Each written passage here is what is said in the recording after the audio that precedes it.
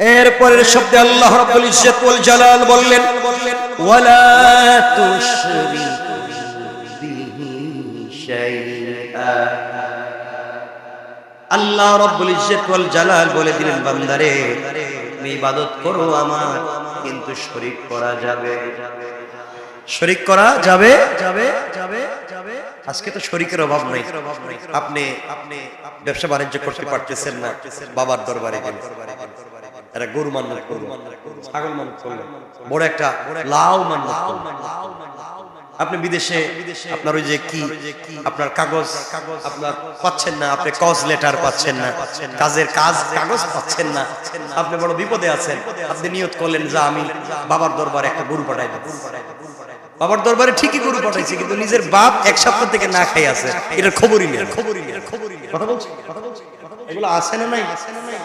আমি বলছি না আপনি আপনার বাবাকে মানে বাবা বলতে কারে কথা বললাম, ওই যে বাবার কাছে গরু পাঠাইবেন ওই বাবারে খাওয়াইবেন না, আমি বলছি না, খাওয়ান এবার জনমের মতো, কিন্তু আগে মা বাবার হক আদায় করেন। ঠিক আছে তুই আগে হক কার দিবেন, এই পরে আসতেছে তো আমি বলবো। আপনারা অনেকে কষ্ট পাইতে পারেন যে হুজুর কি আমার বাপ দাদার পীরের বিরুদ্ধে হুজুর ওয়াজ করতেছেন না। আমি আসলে যারা ভালো বুজুর্গ আলেম তাদের বিরুদ্ধে যাবো কেন? আমিও তো কোন বুজুর্গ আলেমের কাছে বায়াত আছি, আমিও তো, আমারও তো কম মুরব্বী আছে, আমি তো মুরব্বী ছাড়া না। এজন্য মনে রাখবেন, চলার পথে ভুল জায়গায় পা দিবেন না। মনে রাখবেন, আরেকটা কথা বলে দিচ্ছি যুবকেরা শোনো, পা পিছলে পড়ে যাওয়া ঘুষের নয়। আবারও বলছি, চলার পথে উছট খেয়ে পা পিছলে পড়ে যাওয়া দুষের নয়, সময় মতো না উঠে দাঁড়ানোটা দুষের। কথাকে বুঝতে পেরেছি? আপনি পা পিছলে পড়ে গেলে উঠলেন না, আপনি দাঁড়াতে হবে সময় মতো, আজান দিতে হবে টাইম মতো, ফজরের আজান বাদ জোহর দিলে কাজ হবে। এজন্য আপনাকে সময় মতো দাঁড়াতে হবে, কাজের সময় কাজ করতে হবে। আপনি যদি যুবক বয়সে কাজ করেন, বৃদ্ধ বয়সে আরাম করবেন, জোয়ান বয়সে যদি আরাম করেন, আমি বললাম বুড়া বয়সে কাজ করবেন। কথা বলেন না, বুড়া বয়সে কাজ, এই জন্য এই বয়সে কাজ করেন, বৃদ্ধ বয়সে আরাম করবেন ইনশাআল্লাহ। সব কাজ, দুনিয়ার কাজ, আখিরাতের কাজ যা পারেন জওয়ান বয়সে করেন। আমরা চাইলে তাহাজ্জুদ করতে পারি, আমরা চাইলে জিকির আজকার করতে পারি, এই বয়সে আমরা চাইলে সারা রাত দাঁড়িয়ে ইবাদত করতে পারি। কিন্তু আপনি চাইলে 80 বছর পরে এটা পারবেন না, 70 বছর পরে আর পারবেন না। এখন একটু পরে রাখেন, ওই সময় যখন পারবেন না, আল্লাহ তাআলা এই আমলনামাটাকে রয়্যালিটি বানাইয়া আপনারা 70 বছরের জিন্দেগিতে জওয়ান বয়সের ইবাদত লিখে আপনি আমি আর কি চাই? জয় হোক, আমরা ইবাদত করব আল্লাহর, শরীক করব, শিরিক করব। এর অর্থ এটা নয়, আমি বলছি না আপনাদেরকে যে মাজার কবর জিয়ারত করবেন না, এটা বলছি না। আপনি কবর জিয়ারত করবেন, আপনার মা বাপের কবর জিয়ারত করেন, আলিম উলামাদের পাবলিকের কবর জিয়ারত করেন, নিষেধ করছি। কবর জিয়ারত গুনার কাজ না, আপনি বলছি কবরের কাছে গিয়ে আপনি বলবেন না যে বাপ আমার এটা দাও, বাপ আমার ওইটা দাও। বাপ জিন্দেগি তো দিতে পারবেন কে? এই কথা তো বিশ্বাস হয়, কারো সন্দেহ আছে? দিতে পারবেন একমাত্র কে? সবকিছুর মালিক কে? আমার আপনার হায়াতের মালিক কে? দিতে পারবেন একমাত্র তিনি। সুতরাং আল্লাহ খুশি করার চেষ্টা করুন। বাপরে গরু না দিয়া আল্লাহর পায়ে 2 রাকাত নামাজ পড়ে 4টা সিজদা দিয়ে রবকে খুশি করতে আর কিছুই লাগবে না, রব এমনি খুশি। বহুত হাজার ঘটনা দুনিয়া আছে, হাজার 80-90 বছর গুনাহ করেছে, গুনার গুনাহ রবকে চিনতে পেরে কদমে সেজদায় পড়ে শুধু চোখ থেকে পানি ছেড়ে দিয়েছে।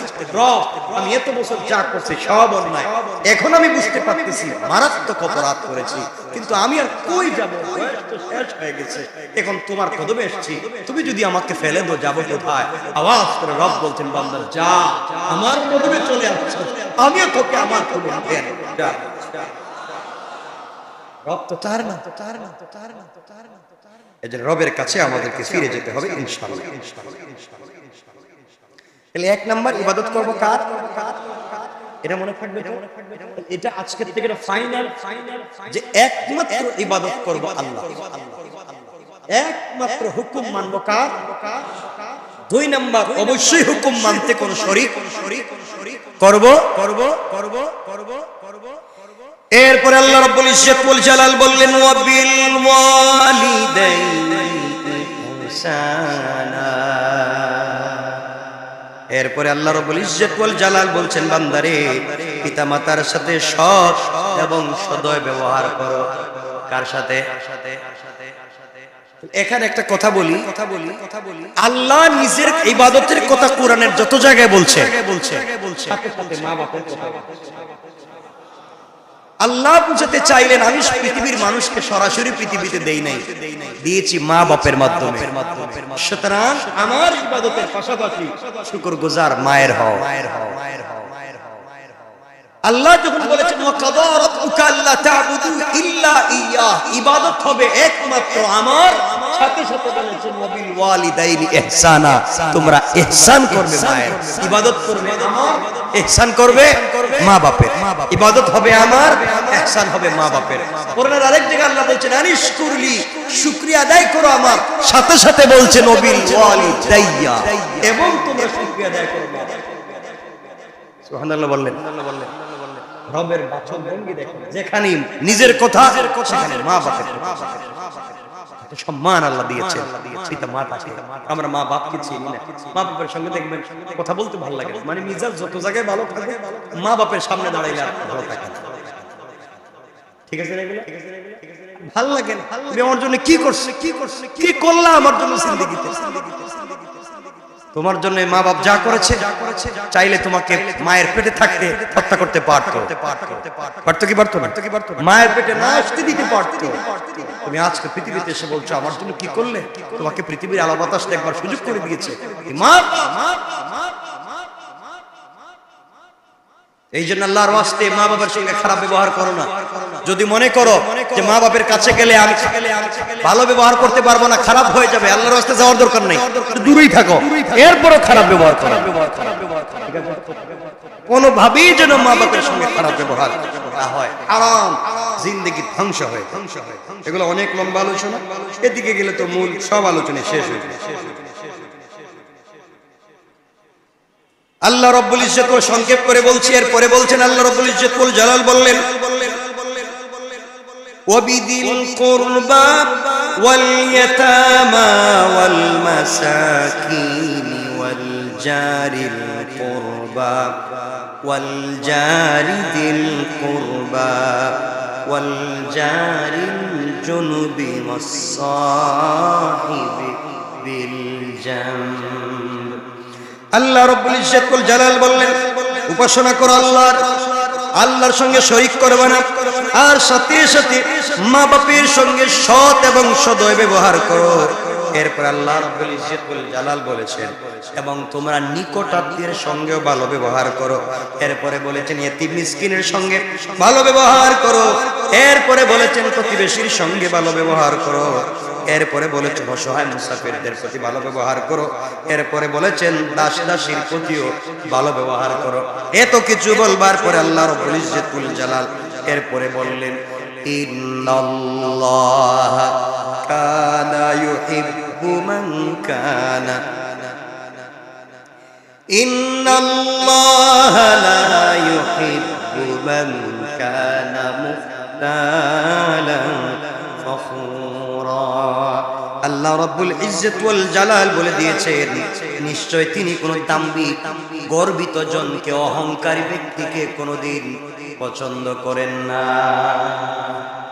আপনি অহংকার করেন, আপনার টাকা পয়সা আছে, আমি চাই না, ইসলাম চায় না যে রাস্তার ওই পাশে থাকবে কি বাড়ি, 10 তলা বাড়ি, আর ওই সাইডে থাকবে ভাঙ্গা বাড়ি। আল্লাহ চায় না এই পাশে 5 তলা আর ওই পাশে গাছতলা। আল্লাহ চায় না, আল্লাহ চায় আমার বনি আদম সমান সমান থাকুক, ভালো থাকো। এই জন্য আপনি আপনার কর্মচারীকে আপনি যদি ছোট মনে করেন, আল্লাহ তাআলা হয়তো আগামী কালকে কর্মচারীকে মানিক বানাইয়া আর আপনাকে কর্মচারী বানাইয়া দিতে পারে। পারে কি এর জন্য আল্লাহ তাআলা বলছেন আমি কোন দাম্ভিক গর্বিত জনকে অহংকারী ব্যক্তিকে পছন্দ করি না, আর যদি কেউ করে আমি চাইলে তাকে নামায়ে দিতে পারি। বহুত জীবনে অনেক ঘটনা আপনারা দেখেছেন, আরো দেখে থাকবেন। যারা নিজেকে বহুত বড় মনে করেছে আজকে রাস্তার ফকির আল্লাহ তাদেরকে বানিয়েছে। এজন্য কখনো এটা করবেন। এখানে অনেকগুলা কথা যেটা তাফসীর আমরা 1 মিনিট করে শেষ করি। তাহলে আমরা মাতা পিতার সাথে ভালো ব্যবহার করব ইনশাআল্লাহ। বলেন আল্লাহ তাআলা বলেছেন, মা বাপের কথা এই জন্য বলেছেন, আপনি আমি যখন ছোট ছিলাম অনেক কঠিন পথ পাড়ি দিয়ে মা বাবা আমাদেরকে বড় করেছে, আমাদের কথা শিখিয়েছে, আমাদেরকে লালন পালন করে স্কুল কলেজ মাদ্রাসা পর্যন্ত পড়িয়ে এই বয়স পর্যন্ত পৌঁছে দিয়েছেন মা বাবা। সুতরাং মা বাপের অবশ্যই মা বাপের শুকরিয়া আদায় করতে হবে। এরপরে আল্লাহ রাব্বুল ইজ্জত ওয়াল জালাল আরো বলেছেন, হযরত মুআয ইবনে জাবাল রাদিয়াল্লাহু তাআলা আনহু বলেন, রাসূল সাল্লাল্লাহু আলাইহি ওয়াসাল্লাম আমাকে 10টা ওসিয়ত করেছেন। কয়টা? আমি দুটো বলছি। রাসূল সাল্লাল্লাহু আলাইহি ওয়াসাল্লাম আমাকে 10টা ওসিয়ত করেছেন। 1 নাম্বার ওসিয়ত করেছেন, আল্লাহ তাআলার সাথে কাউকে শরীক করবে না। যদি তোমাকে সেজন্য হত্যা করা হয় কিংবা অগ্নিতেও ফেলে দেওয়া হয়। এরপর মুআয ইবনে জাবাল বলেন, রাসূল আমাকে বলছেন তুমি আল্লাহর সঙ্গে কাউকে শরীক করবে না। যদি তোমাকে বলে হত্যা করবে, যদি তোমাকে বলে গুলি করবে, যদি তোমাকে বলে অগ্নিতে ফেলে দিবে, এরপরেও তুমি তোমার কথা ইস্তেকামত থাকবে, শরীক করা যাবে। 1 নাম্বার। 2 নাম্বার ওসিয়ত মুআয ইবনে জাবাল ওয়ার রাসূল বলেছেন, নিজের পিতামাতার নাফরমানি কিংবা তাদের মনে কষ্ট দেয় এমন কোন কাজ করা যাবে না। যদি তারা এমন নির্দেশ দেন যে তোমরা তোমাদের পরিবার পরিজন ধন সম্পদ ত্যাগ করো, আবারও বলছি মুআয ইবনে জাবাল রাসূল বলছেন মা বাপের মনে কষ্ট দিও না। যদি তারা তোমাকে বলেন মুআয তুমি তোমার স্ত্রীকে তালাক দাও, পরিবার পরিজন ছেড়ে দাও, সম্পত্তি ছেড়ে দাও, এমন কথা বললেও এরপরে মা বাপের মনে কষ্ট দিও না। কথা কি বুঝতে পারতেছেন? এটা সত্য করে রাসূল ইসলাম মুআয ইবনে জাবালকে সহিহ হাদিস মুসনাদ আহমদ কাজ করা যাবে না। সুতরাং আল্লাহকে ওয়াস্তে মা বাপের সঙ্গে খারাপ ব্যবহার করব। তো আপনারা অনেকে বলবেন হুজুর মা বাপ তো মাঝে মাঝে আমাদের সাথে খারাপ ব্যবহার করে। করতে পারে না। আপনার কাছে যদি কেউ ঋণ পায়, আপনার কাছে যদি কেউ টাকা পায়, আপনার সাথে খারাপ ব্যবহার করতে পারবে, তার অধিকার আছে। আপনি ঋণগ্রস্ত তার কাছ থেকে নিয়ে এসেছেন। আমার রাসূলের কাছে একজন ইহুদি কিছু টাকা পাইছে, রাস্তায় দাঁড় করে বলছে আমি ধরলাম পাঞ্জাবি টাকা দেন, অথচ এখনো তার তারিখ বাকি আছে, 2-4 দিন বাকি। সে বলছে আমাকে টাকা দেন, আমি বলছি তারিখ তো এখন বাকি আছে, তো কিছুই বুঝি না টাকা। আমার রাসূলকে আমার বলছে ইয়া রাসূলুল্লাহ আমি কি তরবারি বাইর করব, আমি করে মেরে ফেলব। নবীজি বলছেন মারার দরকার নেই, ও তো আমার কাছে পায়, আমি তো ঋণী, সে আমার সঙ্গে খারাপ ব্যবহার করতে পারে। আপনি মা বাবার কাছে ঋণী, আমি আপনি মা বাবার কাছে ঋণী, সুতরাং তারা খারাপ ব্যবহার করতেই পারে। ঠিক আছে তো? এমন খারাপ ব্যবহার তো করে না যে আপনারা সারাদিন পিটায় নাকি জানি না, পিটায় নি, এমন মা বাপ পিটায়, সন্তান তো মা বাপকে পিটায় না নাকি কিছু বলে মা বাপকে পিটায়, সন্তান মা বাপকে পিটায়, সন্তান মা বাপকে কষ্ট। আজ ছোট থাকতে শিশু থাকতে চাইল্ড বয়সে সন্তান মা বাপকে ভয় করত, আর সন্তান যখন বড় হয়ে গেছে মা বাপ সন্তানকে ভয় করত। কথা বলেন না?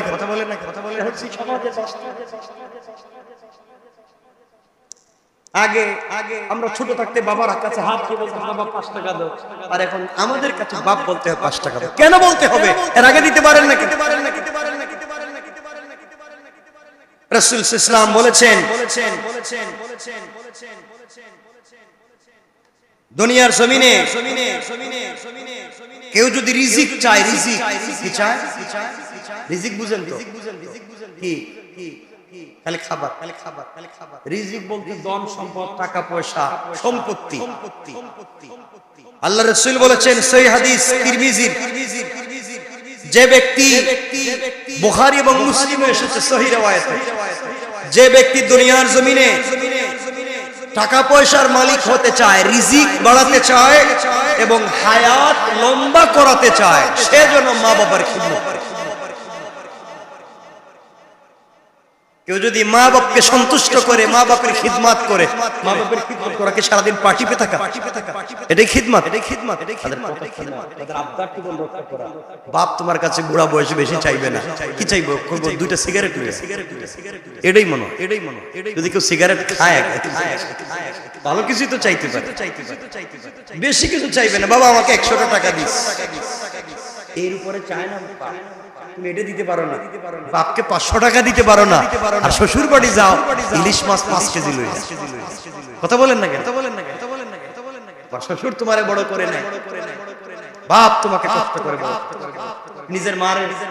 নিজের মাকে দেখবেন এখন অনেক, এখন সবাই স্মার্ট, কি স্মার্ট আজকাল ছেলেমেয়েরা। অনলাইনে তারা আম কিনে, সব কিনে অনলাইনে কিনে ক্যারেট ক্যারেট পাঠায় শ্বশুরে। আম্মা আপনার জন্য কি আম পাঠাবো?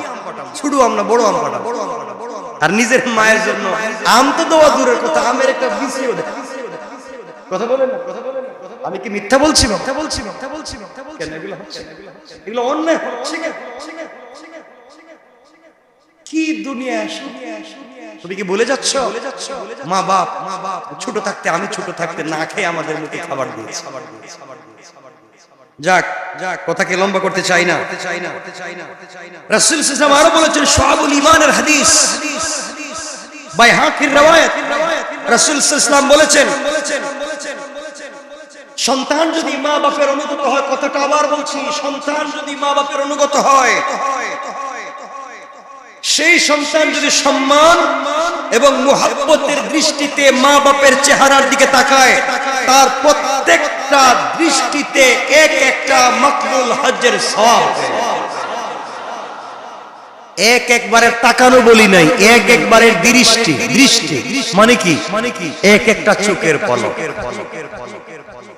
20 মিনিট মায়ের চেহারার দিকে তাকাইছে, 50 বার চোখের পলক ফালাইছেন, 50টা মকবুল হজ্জের সওয়াব।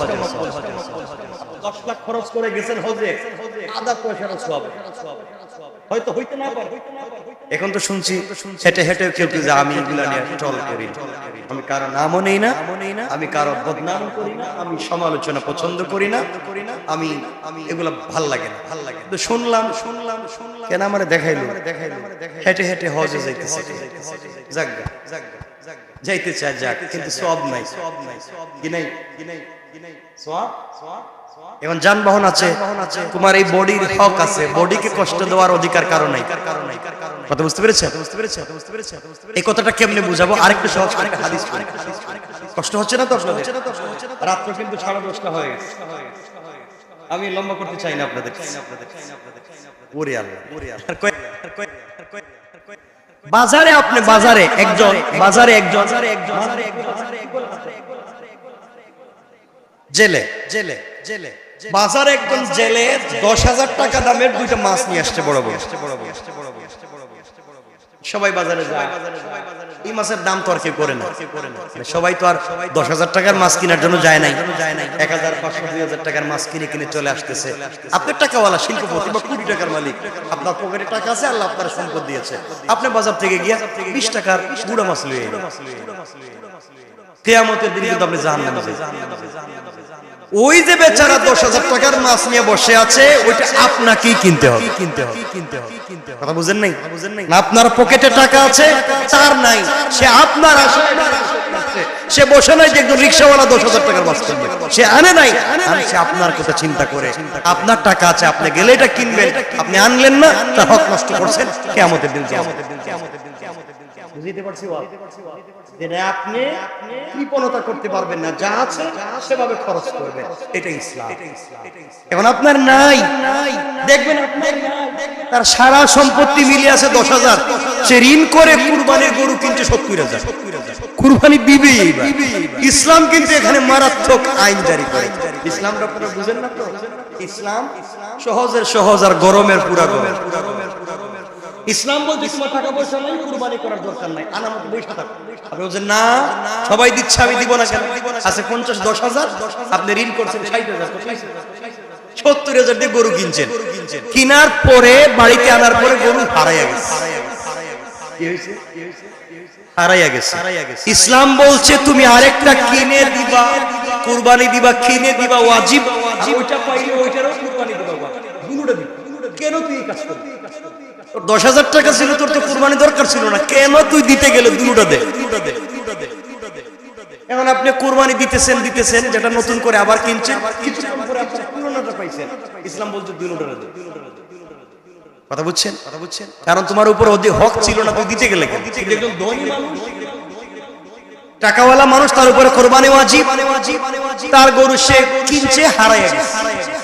আরেকটা কিনছে, কুরবানি দিয়েছে, ওইটা পায়া গেছে, ওইটার কুরবানি দেওয়া লাগবে। দেখছেন কেন? তার ওয়াজিব ছিল, সে ওয়াজিবই দিয়েছে, তোমার ছিল না, তুমি কেন এইটারে এমন জায়গায় আনছো? তোমার নাই নাসার জায়গা, তুমি শুরু করছো নাসানাস। ইসলাম এটা পছন্দ করে। কথা কি বুঝে? এর জন্য আপনার যা আছে, বাজারে যদি দেখেন একজন যিনি ভালো জিনিস নিয়ে বসছে, আপনার জন্যই তো। ও বেচারা আরেকজনের জন্য বসে নাই, আপনি কিনলেন। এটা ঠিক, আপনি নিবেন, আপনার টাকা পয়সা আছে, আপনি নিবেন, এটাও একটা হক। এটা কি?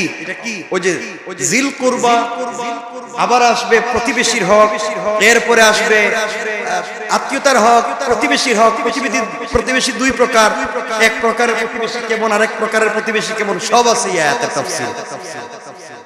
যাই হোক, আমরা একটু সংক্ষেপ করে সামনের দিকে যাই, তো 1-2 মিনিটে বলে দেব, কিছু বুঝতে পারবে। আমার কথা কি আপনাদের ভিতরে সন্দেহ তৈরি হইতেছে কিনা? কোনো সন্দেহ হইতেছে? কোন মানুষ যদি দুনিয়ার জমিনে মা বাপকে কষ্ট দেয়, কি দেয়,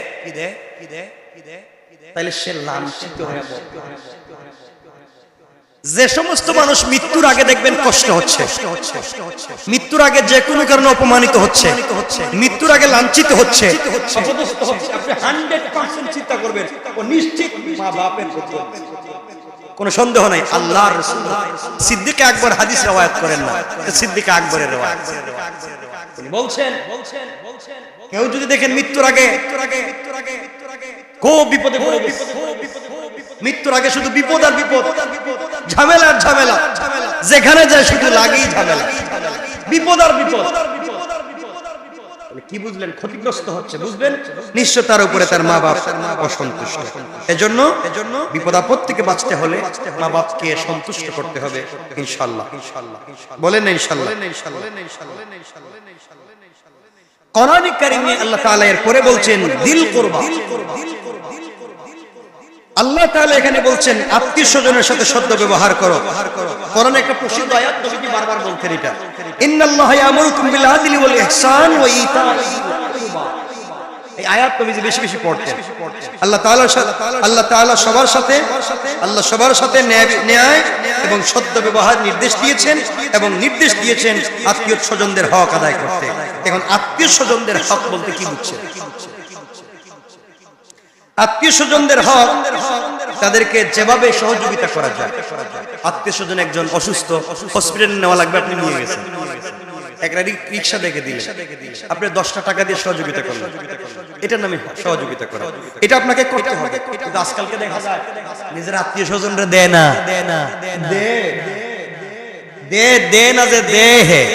যেখানে দিলে কই দিছে ওখানে, নিজের আত্মীয় স্বজনরা দেয়। কথা বলেন না? একজন লোক যদি বড় সরকারি, আমি জানি না এটা কি বললাম, ঠিক কিনা বলা হচ্ছে কিনা জানি না, দেখবেন কেউ যদি একটা ভালো জায়গায় জব করে, তার আত্মীয় স্বজনের মধ্যে যদি আরেকজনের সিভি এমন ভালো থাকে যে ভালো জায়গায় জব করতে পারবে, ওটারে আনে না। ওটারে আনলে তো আমার সাথে সমান হয়ে যাবে, ওই তার দূর থেকে একটা নিজের আত্মীয়, কাছের আত্মীয় এটা করতে দেয়। এগুলো আছে সমাজে, আমি জানি না, বললাম আপনাদের অন্তরে শ্বশুর বাড়ির মহব্বত খুব কম, বহুত মহব্বত, মানে বহুত মানুষ আছে এখানে আল্লাহওয়ালা, হয়তো এখানে বসে রয়েছেন, বহুত আল্লাহওয়ালা আছে যে ঈদ মা বাপের সঙ্গে করে না, শ্বশুর বাড়ি গিয়ে করে। কি বললাম? আল্লাহ জানে। এগুলো আসেনি, শ্বশুর বাড়ি নিজের মা বাপের কাছে যান, এগুলো ঠিক না। আত্মীয় স্বজনদের সাথে সাক্ষাৎ করা, তাদের খোঁজ খবর নেওয়া দরকার। কিন্তু আজকালকে আত্মীয় স্বজন এমন আছে যে হে সারাদিন চেষ্টা থাকে আপনারা কেমনে বিপদে ফেলাবে, এমন আত্মীয় স্বজন অভাব। আত্মীয় স্বজন চিন্তা থাকে আপনার ঢাকায় থাকেন কেমনে আপনার এলাকার জায়গা জমি দখল করা যায়, কেমনে আপনার সম্পত্তি মাইরে খাওয়া যায়, কেমনে আপনার জমিনের আইল ঠেলাইয়া একটা শুরু করে তার জমিটা একটু বড় করা যায়, কেমনে জায়গা জমি ইচ্ছা দখল করে নিতে পারে, আপনারা বিপদে ফেলতে পারে, এমন আত্মীয় স্বজন নাই। এদের হক, এদের কাছে যাওয়া তো দূরের কথা। দোয়া করেন আল্লাহ এই শয়তান থেকে বাঁচান, আল্লাহ এমন আত্মীয় স্বজন নামক শয়তান থেকে বাঁচাইও। ওটা তো আত্মীয় স্বজন আরো বিপদে ফেলা, আর হিংসা করে। শুনছি অমুকের ছেলে বল্টু মিয়া ঢাকা শহরে বিশাল ব্যবসার মালিক, আল্লাহ যেন ঠাডা ফালায়। এর তো একটা বদুয়া দিয়ে দিল। আপনাদের শুনছি আমার অমুকের ছেলে আমেরিকা চলে গেছে, কানাডায় চলে গেছে, ইংল্যান্ডে চলে গেছে, আল্লাহ আমার কিছু হইল না, আমার সবগুলো এগুলা কি আল্লাহ বানাই। এই তো মানে জালাস, এগুলো ঠিক না। এদের কাছ থেকে দূরে থাকা দরকার। কি থাকা দরকার? কথা বলেন না কেন? দূরে থাকতে হবে। এমন আত্মীয় স্বজন আসেনি এলাকায়? এরপর আল্লাহ বলছেন ইয়েতিম এবং মিসকিনদের সাথে ভালো ব্যবহার করো, তাদের হক দাও। ইয়েতিম এবং মিসকিনদের সবথেকে বেশি আমরা ঠকাই। ইয়েতিমরাও ঠকাই, গরিবরাও ঠকাই। আমরা যেন এটা না করি। দেখলাম একজন গোশত দিতেছে, এক পিস গোশত, এক পিস করে দিতেছে। আচ্ছা এটা দেওয়ার দরকার কি? লাইন ধরছে মানুষ কয়েকশো, আর হে দিতেছে কয় পিস? তার এটা দেওয়ার কথা কে কইছে? কোরআনের হাদিসে কোন জায়গায় এটা দিতে গেল এক পিস। তাও এক পিস যদি এক কেজি হইতো তাও এক পিস ধরে এটা কি বলতে পারতেছে? এটা শুরু হয়ে যায়, এক পিস দিতেছে। এটা ঠিক আছে? অনেক বাচ্চারা দেখলাম নিজের দিনে ছোট ছোট পলি ব্যাগ দিয়ে দৌড়াচ্ছে, সারাদিন ঘুরে 2-4 পিস গোশত পাইছে। আহারে, আপনি 2-4-5টা গরু কুরবানি দিতে পারলেন, আর পাবলিককে গোশত দিতে আপনি 10 জনরে দেন, 1 কেজি করে 10 জনরে 10 কেজি দেন, মানে 5 জনরে দেন 2 কেজি করে 5 জন। আমার যতটুকু তৌফিক ছিল আমি ততটুকু দিয়েছি এবং হক আদায় করে দিয়েছি। আপনি কিন্তু বেশি মানুষ, আপনি 5 জনরেই দেন, ঠিক মতো দেন। ঠিক আছে তো ইনশাআল্লাহ? না কষ্ট পাইলেন আমার কথা? এখানে কেউ দিছেন নি 1 পিস করে?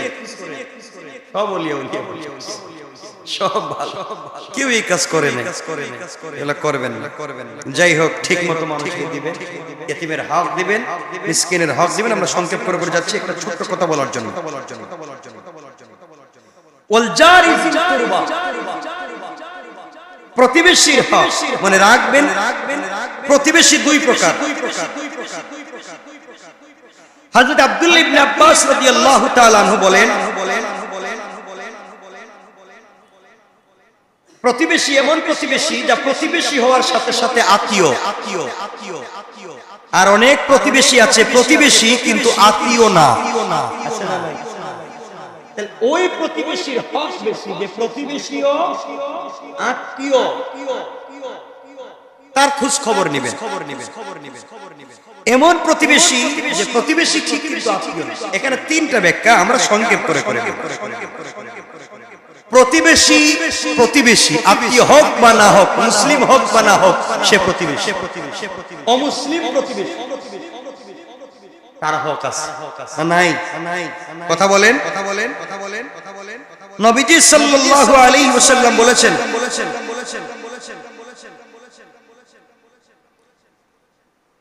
প্রতিবেশীতে কারা তাদের কথা রাসূল সাল্লাল্লাহু আলাইহি ওয়াসাল্লাম লম্বা করে বলেছেন। কোন কোন প্রতিবেশী যাদের হক মাত্র একটি, আবারও বলছি, কোন কোন প্রতিবেশী যাদের হক মাত্র বের করে দিলেন।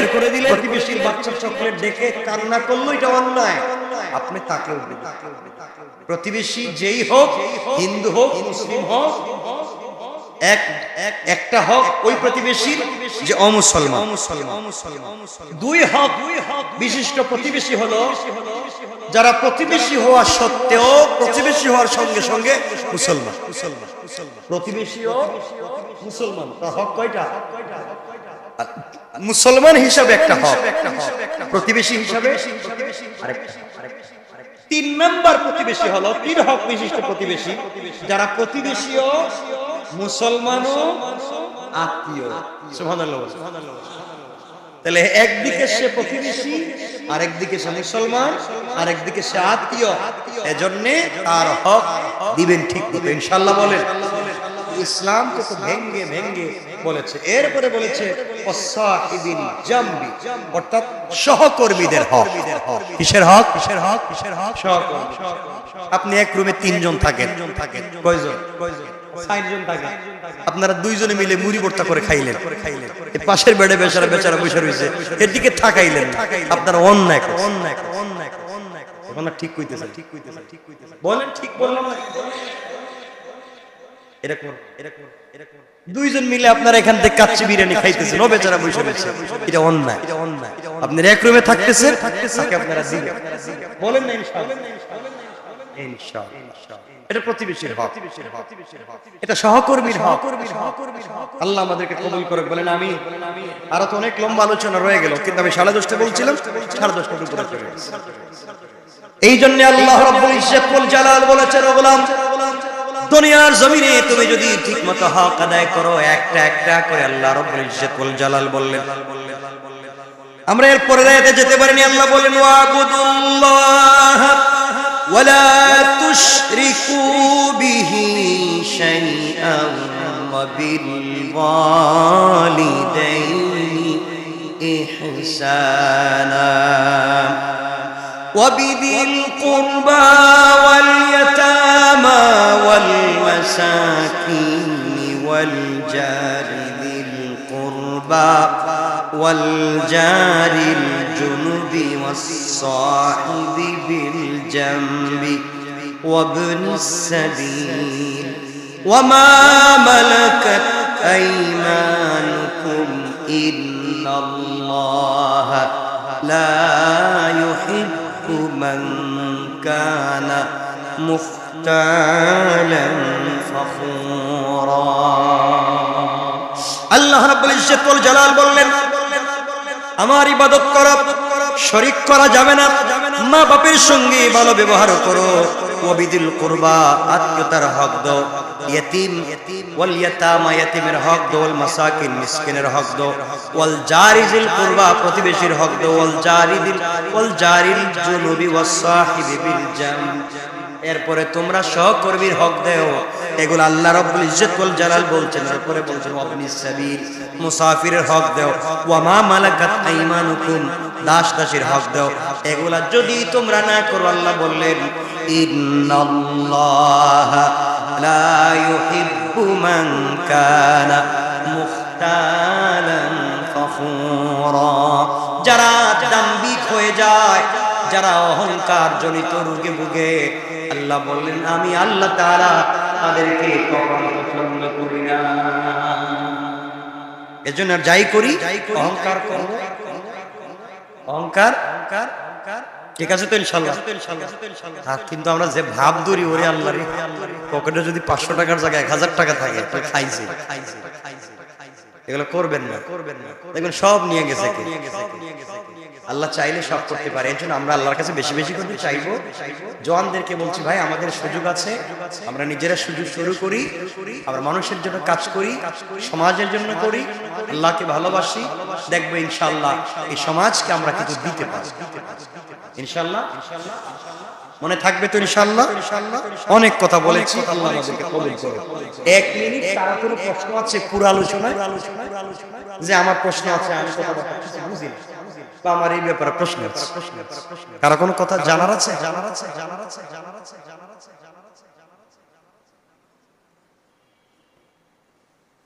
নাই নাই নাই, কি বলবেন আপনি?